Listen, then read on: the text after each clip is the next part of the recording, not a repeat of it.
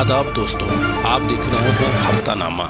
छात्रों, प्रतियोगी परीक्षार्थियों और आम दर्शकों के लिए महत्वपूर्ण हफ्ते भर की सबसे अहम, भरोसेमंद और असरदार खबरों का साप्ताहिक अपडेट। यहाँ हम बात करते हैं भारत से लेकर दुनिया तक उन घटनाओं की जो वाकई मायने रखती हैं। तो चलिए शुरू करते हैं इस हफ्ते का हफ्तानामा। भारत ने विशाल निर्यात प्रोत्साहन मिशन को मंजूरी दी। केंद्रीय मंत्रिमंडल ने भारत की निर्यात प्रतिस्पर्धा बढ़ाने के लिए निर्यात प्रोत्साहन मिशन EPM को मंजूरी दे दी है, जिसका कुल बजट 25,060 करोड़ वित्त वर्ष 2025-26 से 2030 से 31 तक निर्धारित किया गया है। इस मिशन का मुख्य फोकस MSME क्षेत्र, पहली बार निर्यात करने वाले उद्यम और श्रम प्रधान क्षेत्रों पर होगा। Credit guarantee scheme for exports CGAC का भी विस्तार किया जा रहा है। ये कदम आंशिक रूप से अमेरिका द्वारा भारतीय वस्तुओं पर बढ़ाए गए टैरिफ का मुकाबला करने के लिए उठाया गया है। ग्लोबल क्लाइमेट रिस्क इंडेक्स में भारत 9वें स्थान पर है। जर्मन वाच के क्लाइमेट रिस्क इंडेक्स 2026 के अनुसार पिछले 30 वर्षों में जलवायु संबंधित आपदाओं से प्रभावित देशों में भारत 9वां सबसे ज़्यादा प्रभावित देश है। 1995 से 2024 के बीच भारत के लगभग 430 चरम मौसमी घटनाओं का सामना किया, जिनमें लगभग 80,000 लोगों की मौत हुई और 170 अरब अमेरिकी डॉलर से अधिक का आर्थिक नुकसान हुआ। ये CRI रैंकिंग COP30 जलवायु सम्मेलन में जारी की गई। जर्मन वाच ने चेतावनी दी है कि विशेष रूप से ग्लोबल साउथ के गरीब देश जलवायु आपदाओं का असमान रूप से अधिक बोझ उठा रहे हैं। ये रिपोर्ट दर्शाती है कि भारत जलवायु परिवर्तन के प्रति काफ़ी संवेदनशील है। भारत में ब्लू फ्लैग प्रमाणन का जश्न। उड़ीसा के 2 समुद्र तट सोनपुर, गंजाम डिस्ट्रिक्ट और पुरी गोल्डन बीच को ब्लू फ्लैग प्रमाणन प्राप्त हुआ है, जो इन्हें दुनिया के सबसे स्वच्छ और टिकाऊ समुद्र तटों में शामिल करता है। ये उपलब्धि पर्यावरणीय स्थिरता और पर्यटन दोनों के लिए महत्वपूर्ण है। JSW एनर्जी ने भारत का सबसे बड़ा ग्रीन हाइड्रोजन प्लांट शुरू किया है। JSW एनर्जी ने कर्नाटक के विजयनगर में अपनी स्टील इकाई के पास स्थित भारत के सबसे बड़े ग्रीन हाइड्रोजन प्लांट का संचालन शुरू कर दिया है। ये प्लांट प्रतिवर्ष 3,800 टन ग्रीन हाइड्रोजन और 30,000 टन ग्रीन ऑक्सीजन का उत्पादन करेगा, जिसे JSW स्टील की DRI direct reduced iron unit में इस्तेमाल किया जाएगा। 7 वर्षीय ऑफटेक समझौते के तहत यह हाइड्रोजन कार्बन स्टील बनाने में मदद करेगा और जीवाश्म ईंधन आधारित कच्चे माल पर निर्भरता कम करेगा। भारत में ग्रीन हाइड्रोजन को बढ़ावा देने की ये बड़ी पहल है। इससे स्टील क्षेत्र, जो डीकार्बोनाइजेशन के लिए सबसे कठिन क्षेत्रों में से एक है, में उत्सर्जन कम करने में मदद मिलेगी। शेख हसीना को मौत की सज़ा। बांग्लादेश की अंतर्राष्ट्रीय अपराध न्यायाधिकरण इंटरनेशनल क्राइम ट्रिब्यूनल ने पूर्व प्रधानमंत्री शेख हसीना को मानवता के खिलाफ अपराधों का दोषी ठहराते हुए उनकी गैरहाजिरी में मौत की सज़ा सुनाई है। आरोपों में 2024 के छात्र आंदोलन पर उनकी सरकार द्वारा किए गए दमन के दौरान ड्रोन और हेलीकॉप्टर का उपयोग करते हुए घातक बल प्रयोग शामिल है। हसीना ने इस न्यायाधिकरण को धांधलीपूर्ण और राजनीतिक रूप से प्रेरित बताया है और कहा है कि उन्हें अपना पक्ष रखने का न्यायपूर्ण अवसर नहीं दिया गया।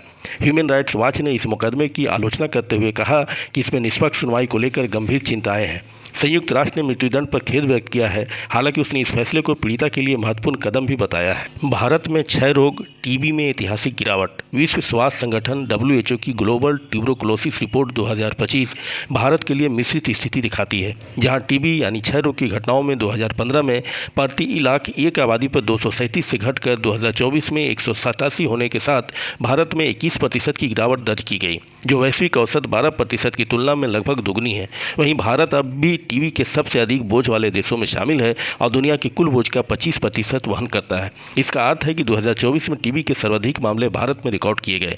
देश के भीतर उत्तर प्रदेश में सबसे अधिक मामले सामने आए, जिसके बाद महाराष्ट्र, बिहार और मध्य प्रदेश का स्थान है। दिल्ली में TB संक्रमण की सबसे अधिक प्रसार दर पाई गई, हालांकि वहाँ वास्तविक मामलों की संख्या बहुत अधिक नहीं है। भारत ने लद्दाख के न्योमा में उच्च ऊंचाई वाला एयरबेस खोला। भारतीय वायुसेना ने मुड न्योमा एयरबेस को संचालन योग्य घोषित कर दिया है।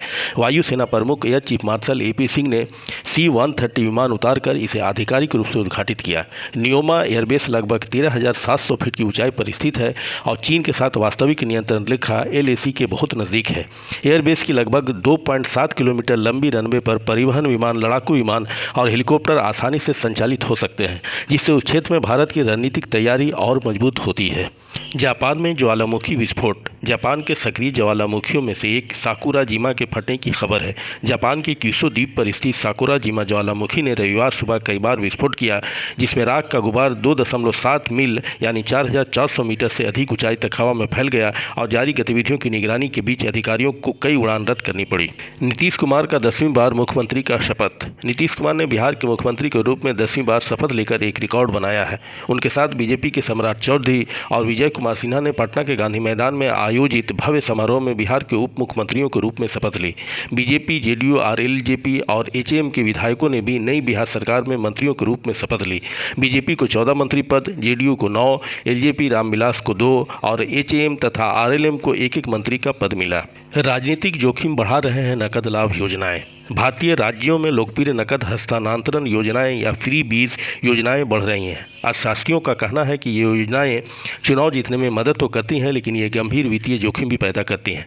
अर्थशास्त्रियों का अनुमान है कि ऐसी योजनाओं पर 14 भारतीय राज्यों में 2 वर्षों के भीतर लगभग 2 ट्रिलियन खर्च किए गए हैं, जिससे वित्तीय स्थिरता को लेकर चिंताएं बढ़ गई हैं। उदाहरण के लिए कम आय वाली महिलाओं को 10,000 की नकद ट्रांसफर योजना ने बिहार में सत्तारूढ़ गठबंधन को चुनाव जीतने में मदद की। केंद्र और राज्यों का संयुक्त राजकोषीय घाटा लगभग जीडीपी का 7.5% आंका गया है, जो निवेशकों और रेटिंग एजेंसियों को चिंतित कर रहा है। भारत ने युवा एआई फॉर ऑल कार्यक्रम शुरू किया है। इंडिया एआई मिशन के तहत सरकार ने एक निःशुल्क ऑनलाइन कोर्स युवा एआई फॉर ऑल लॉन्च किया है, जिसका लक्ष्य 1 करोड़ भारतीयों को बुनियादी एआई कौशल में प्रशिक्षित करना है। ये कोर्स विभिन्न प्लेटफॉर्म पर उपलब्ध है और शुरुआती सीखने वालों, विद्यार्थियों और पेशेवरों सभी के लिए बनाया गया है। गोवा में international film festival of India 2025 का शुभारंभ। 56वां भारतीय अंतर्राष्ट्रीय फिल्म महोत्सव 20 नवंबर 2025 को गोवा में शुरू हुआ, जो 28 नवंबर तक चलेगा। इस संस्करण में 21 देशों के 240 फिल्में प्रदर्शित की जा रही हैं, जो अंतर्राष्ट्रीय सिनेमा की मजबूत उपस्थिति को दर्शाती हैं। उद्घाटन कार्यक्रम में पणजी में एक कार्निवल परेड निकाली गई, जिसने संस्कृति, सिनेमा और वैश्विक भागीदारी का अनोखा संगम प्रस्तुत किया। एक सुनवाई में सुप्रीम कोर्ट ने झारखंड सरकार को सरंडा वन को वन्य जीव अभ्यारण्य घोषित करने का निर्देश दिया है। सरंडा एशिया के सबसे बड़े साल वनों में से एक है और ये आदेश पर्यावरण तथा आदिवासी अधिकारों दोनों दृष्टिकोण से अत्यंत महत्वपूर्ण माना जा रहा है। नए 4 श्रम संहिता लागू। श्रम सुधारों पर ट्रेड यूनियन का विरोध। भारत सरकार ने 21 नवंबर 2025 से 4 व्यापक श्रम संहिताओं को लागू कर दिया है, जिनके माध्यम से पहले की 29 अलग अलग श्रम कानूनों को एकीकृत किया गया है। इन संहिताओं में शामिल हैं वेतन संहिता, औद्योगिक संबंध संहिता, सामाजिक सुरक्षा संहिता और व्यावसायिक सुरक्षा एवं स्वास्थ्य संहिता। प्रेस रिलीज के अनुसार यह कदम श्रम विनियमन को आधुनिक बनाने की, श्रमिक कल्याण में सुधार करने और अनुपालन को सरल बनाते हुए भविष्य उन्मुख कार्यबल प्रणाली विकसित करने के उद्देश्य से उठाया गया है। हालांकि मजदूर यूनियनें इस सुधार का कड़ा विरोध कर रही हैं। 10 प्रमुख ट्रेड यूनियनों ने इन श्रम संहिताओं को धोखाधड़ी जैसा कदम बताया है और देश भर में विरोध प्रदर्शन की घोषणा की है। यूनियन नेताओं का कहना है कि ये सुधार नियोक्ताओं के पक्ष में है, क्योंकि इनमें भर्ती और छंटनी को आसान, कार्य समय को अधिक लचीला और श्रमिक सुरक्षा को कमजोर बनाया गया है। एक बड़ी शिकायत यह है कि छंटनी की अनुमति के लिए आवश्यक कर्मचारियों की सीमा 100 से बढ़ाकर 300 कर दी गई है, जिसके बारे में यूनियनों का कहना है कि इससे नौकरी की सुरक्षा पहले से कमजोर हो जाएगी। खाद्यान्न उत्पादन में रिकॉर्ड बढ़ोतरी। भारत के 2024-25 के अंतिम फसल उत्पादन अनुमान बताते हैं कि देश ने 3057.73 मिलियन टन का रिकॉर्ड खाद्यान्न उत्पादन किया है, जो वर्ष दर वर्ष लगभग 8% की बढ़ोतरी दर्शाता है। इसमें चावल और गेहूं का उत्पादन भी रिकॉर्ड स्तर पर रहा है, जिससे देश की खाद्य सुरक्षा और मजबूत हुई है। कृषि मंत्री शिवराज सिंह चौहान ने किसानों को बधाई दी और इस वृद्धि का श्रेय सरकार की सहायक नीतियों जैसे एमएसपी, न्यूनतम समर्थन मूल्य और प्रोक्योरमेंट को दिया। उत्पादन में ये बढ़ोतरी भारत के बफर स्टॉक को मजबूत करने, आयात पर निर्भरता कम करने और ग्रामीण आय में सुधार के लिए महत्वपूर्ण मानी जा रही है। जोहानिसबर्ग, साउथ अफ्रीका में G20 शिखर सम्मेलन की शुरुआत। जोहानिसबर्ग में 22-23 नवंबर को हो रहे G20 शिखर सम्मेलन 2025 में भारत की उपस्थिति एक महत्वपूर्ण कूटनीतिक अवसर मानी जा रही है। भारत से उम्मीद है कि वो विकास वित्त, ग्लोबल साउथ का प्रतिनिधित्व, क्रिटिकल मिनरल्स और क्रॉस बॉर्डर पेमेंट जैसे मुद्दों पर अपना एजेंडा जोरदार तरीके से आगे बढ़ाएगा। जोहानिसबर्ग में हुए G20 शिखर सम्मेलन में नेताओं ने 122 बिंदुओं वाला संयुक्त घोषणा पत्र अपनाया है। ये घोषणा पत्र जलवायु लचीलापन, रीत राहत, हरित ऊर्जा परिवर्तन और क्रिटिकल मिनरल तक समान पहुंच पर विशेष जोर देता है। शिखर सम्मेलन की घोषणा विशेष रूप से विकासशील देशों, खासकर ग्लोबल साउथ की जरूरतों पर जोर देती है। इसमें जलवायु परिवर्तन, आपदा जोखिम और ऋण बोझ जैसे मुद्दों को केंद्र में रखा गया है। ध्यान देने योग्य बात यह है कि अमेरिका के बहिष्कार के बावजूद ये घोषणा पत्र पारित हो गया। तो ये थी इस हफ्ते की सबसे अहम खबरें सिर्फ हफ्तानामा पर। अगर आपको ये वीडियो पसंद आया हो तो लाइक करें, शेयर करें और चैनल को सब्सक्राइब करना न भूलें, ताकि हर हफ्ते की अपडेट आप तक सबसे पहले पहुंचे। मिलते हैं अगले हफ्ते नई खबरों और नई बातों के साथ। आप हमारे साथ बने रहे, इसके लिए धन्यवाद।